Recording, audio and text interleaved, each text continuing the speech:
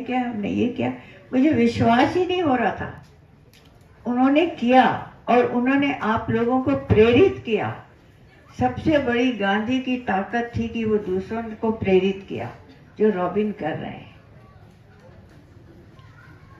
और इसमें इनकी जो मातृ शक्ति है धरती की, उसका आशीर्वाद है। जब गांधी गुजरे थे तो गांधी ने एक कुछ दुखी इंसान थे, क्योंकि अंग्रेजों से जो हमें आजादी मिली वो राजनीति की आजादी थी। हमारी अपनी अन्याय तो हम रहा, उधर से हम कहाँ आजाद हुए। हमारी आजादी की लड़ाई यहां से शुरू होगी रॉबिन, शून्य से। हमें हमारे जुल्मों के खिलाफ लड़ाई करनी। गांधी का सपनों का भारत वह था। अंग्रेजों छोड़ के चले गए तो 15 अगस्त को हमें उन्हें बधाई देनी चाहिए कि आप लोग अपने जुल्म से आजाद हो गए, लेकिन हम अपने जुल्मों में जकड़ गए। हमें हमारी आजादी की लड़ाई शुरू करनी है आज यहां से। वह है गांधी के सर्वोदय का सपना। रॉबिन ने बहुत अच्छा उस दिन कहा कि अंधेरे से डरना नहीं, एक दिया जलाओ।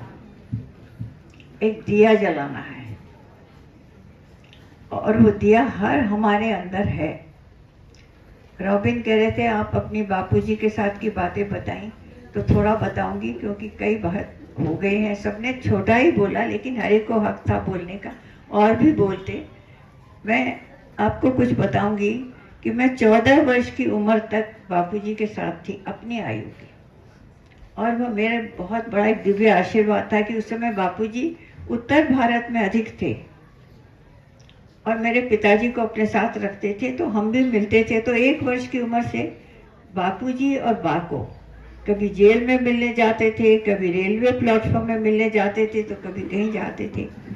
मेरे पिताजी को बापूजी ने भेजा तमिलनाडु, वहां जाओ हिंदी सिखाओ।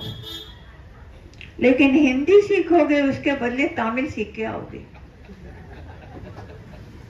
बापूजी हमेशा ऐसी चुनौती देते थे कि किसी के लिए सहज नहीं होता था, लेकिन उनके साथ रहना, बापूजी के साथ एक रोमांच था। टेलीविजन की जरूरत नहीं थी, कंप्यूटर की आवश्यकता नहीं थी, हम बहुत खुश थे। फिर बापूजी मुझे कहते थे तुमने कोई नया शब्द सीखा है क्या, तमिल का या बंगला का। और मैं बापूजी की उस उम्र में बापूजी को खुश करने के लिए कहती थी हाँ सीख लिया, हालांकि सीखा नहीं होता था। और बापूजी के साथ तुमने आज चले, तुम थोड़ा चलना चाहिए। और बापूजी जो थे दूसरे दादाओं जैसे नहीं थे, ये मैं आप लोगों को बताना चाहती हूँ। न मेरे पिताजी वैसे थे। सब दादा नाना सब अपने बचपन की बात बताते हैं अपने पोते पोतियों को, लेकिन बापूजी ने कभी पिछली बातें हमसे नहीं करी। एक तरह से बापूजी के कहूंगी he was a man of the moment।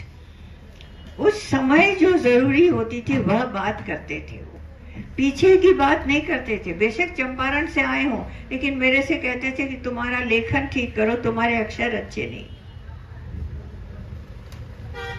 मुझे याद है बापूजी आगा खां पैलेस से छूट के आए, उनका अंतिम जेल था जहां उन्होंने अपना सबसे बड़ा संगी खो दिया, कस्तूरबा को। लेकिन बापूजी आए, उस समय कुछ रेडियो नहीं था, कोई प्रचार नहीं था, सब मैं जानती हूँ। उस समय मैं 12 साल की थी जब बापूजी गुजरे। जब 14 साल की थी तो कितने लीडर लोग भागते हुए पता नहीं किस जेल से आए, क्या होगा क्या होगा क्या होगा। बापूजी में पूरी दृढ़ता थी। मैंने देखा था कैसे लॉर्ड माउंटबेटन आते थे, मेरे स्कूल के बगल में ठहरे थे बापूजी। वो जगह वाल्मीकि आश्रम कहलाती है, उस समय उसका बहुत गलत नाम था, जो मुझे आज उसका उच्चारण करते हुए भी शर्म आती है हमारे समाज पर, हमारी भाषा पर, जिसे हम कहते हैं भंगी कॉलोनी। जो हमारा कूड़ा उठाते हैं वो तो सफाई वाले हैं, कूड़े वाले तो हम हैं। लेकिन उधर बापूजी ठहरे थे मेरे स्कूल के पास। और बापूजी के पास जब जाती थी तो बापूजी ने कहा तुम्हारे स्कूल में मैं चलूंगा, तुम्हारे लॉन में। तो मैं भागते अपने प्रिंसिपल से गई। प्रिंसिपल ने कहा दरवाज़ा खोल दिया। मेरे एक दरवाज़ा था फाटक, शाम को बापूजी के साथ टहलो। वहाँ नेहरू आते थे, मौलाना आज़ाद आते थे, बादशाह खान आते थे। और एक बार उन्हीं ज़माने में, मुझे पता नहीं शिमला में या कहाँ, मैंने मोहम्मद अली जिन्ना को भी देखा।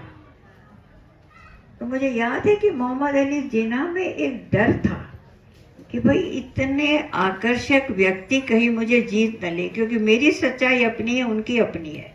ये अपने में धीर थे, वो अपने में धीर थे। मोहम्मद अली जिन्ना ने बिल्कुल यूरोप का पोशाक बहुत अच्छा सिला हुआ पहना था,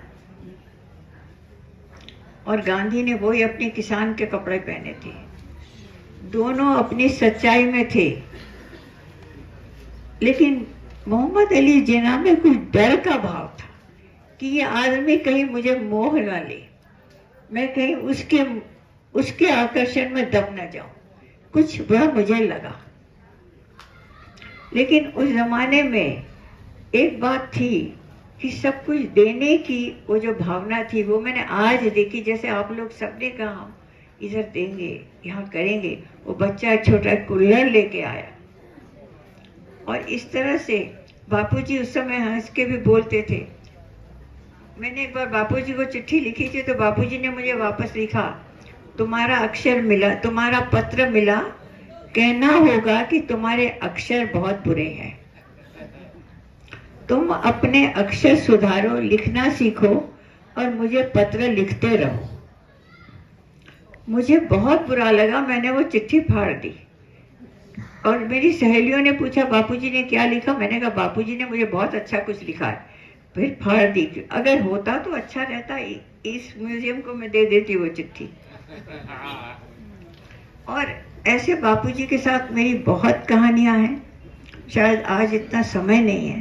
बापूजी के पास बैठते हुए एक एहसास होता था कि हम एक सात्विक इंसान के पास बैठे हैं, जहाँ ज़बान की या बोली की या भाषा की आवश्यकता नहीं होती थी।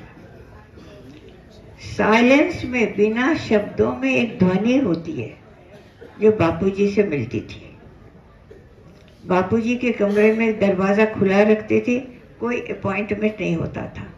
लोग भागते हुए आते थे और बापूजी से कहते थे, mister Gandhi, I don't agree with you.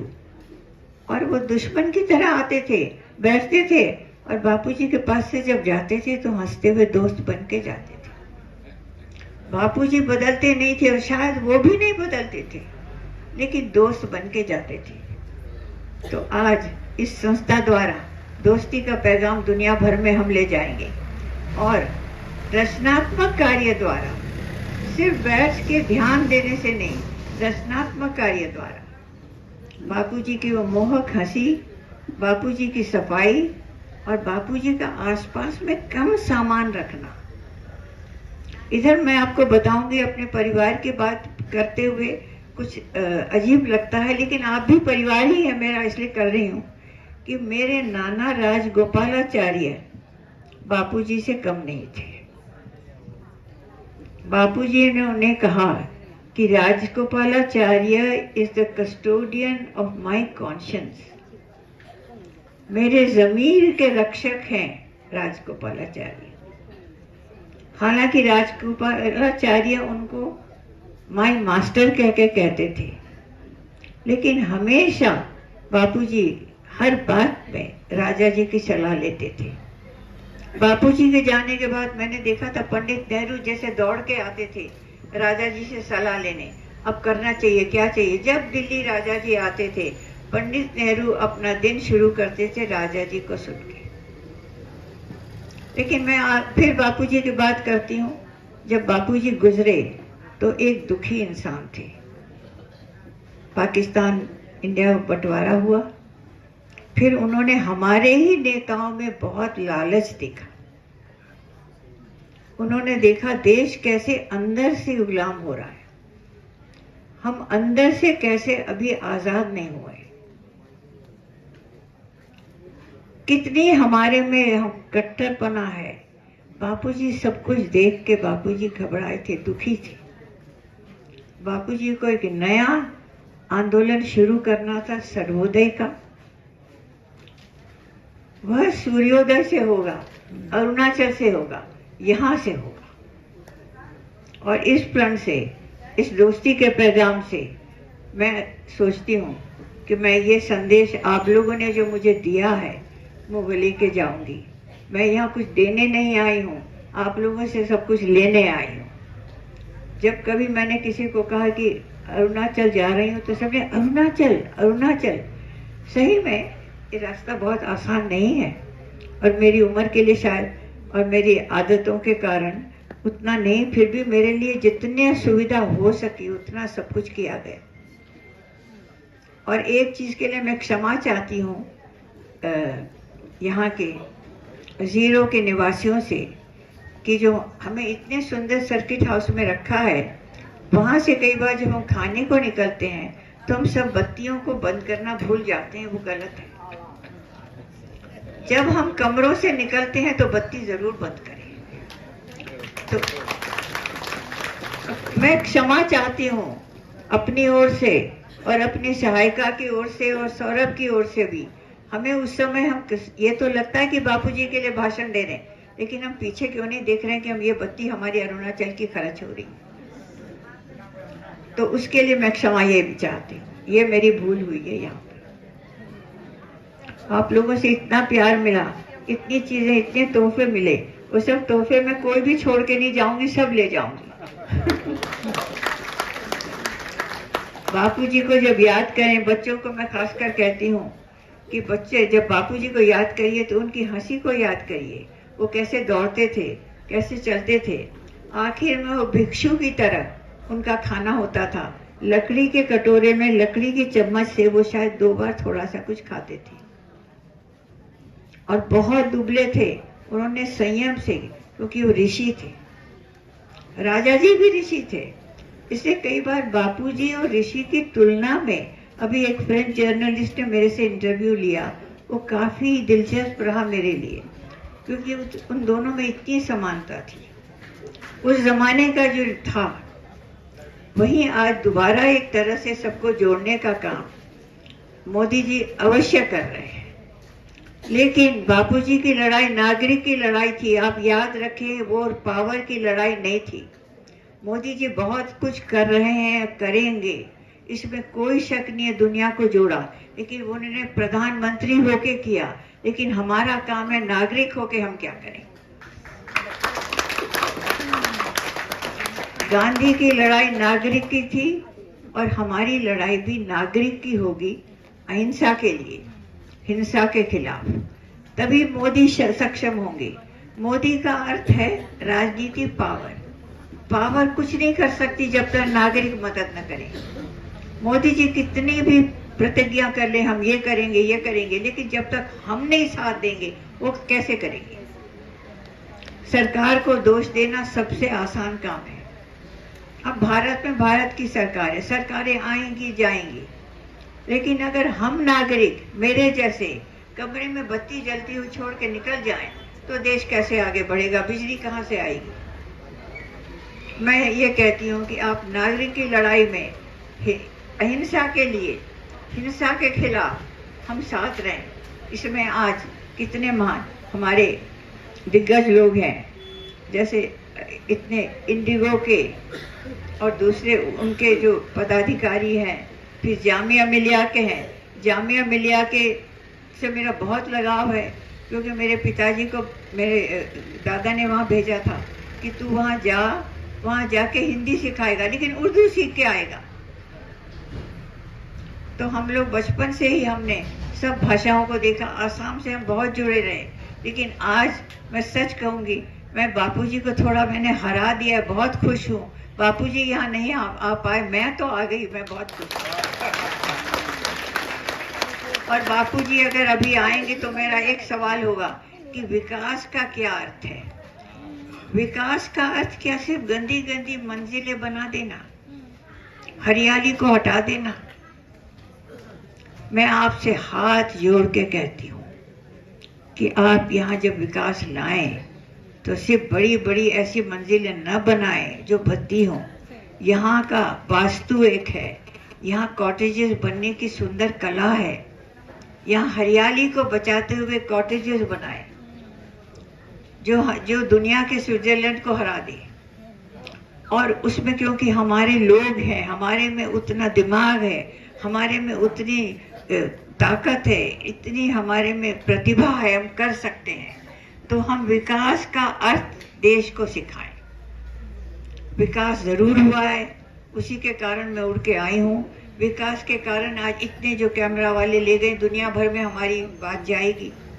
लेकिन जब तक हमारे विचार नहीं बदलेंगे, जब तक हमारा मेंटल एवोल्यूशन नहीं होगा, हमारे विचारों का जब तक उन्नति विकास नहीं होगा, तब तक सच्चा विकास नहीं हो सकता। दुनिया में कितनी भी तेजी से आप चंद्रयान भेजें, सूरज भेजें, लेकिन जितनी तेजी से मन जाता है उतनी तेजी से कोई चीज नहीं जाती। और जितनी तेजी से जो मन में जो प्यार होता है वो शब्दों में बयान नहीं होता। तो मैं मन से, दिल से, आत्मा से आपको प्रणाम करती हूँ। इतना भी बोली हूँ, लेकिन मैं अपनी खामोशी में आपके साथ हूँ।